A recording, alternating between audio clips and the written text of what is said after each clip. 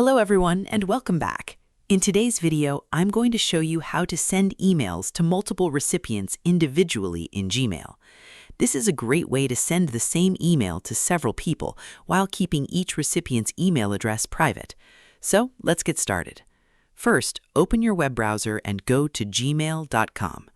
If you haven't already, sign in to your Google account. Next, click the Compose button to create a new email. In the To field, enter your own email address. Now, click the BCC option on the right side of the To field.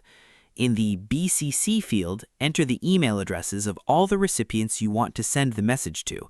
Separate each email address with a comma. Next, enter the subject of your email.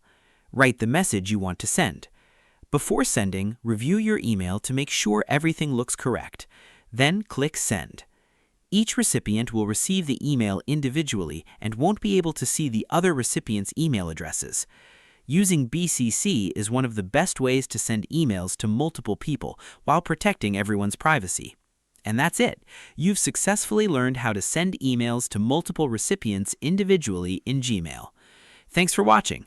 If you found this tutorial helpful, don't forget to like, subscribe, and turn on notifications for more Gmail tips, Google Workspace tutorials, and productivity guides. See you in the next video.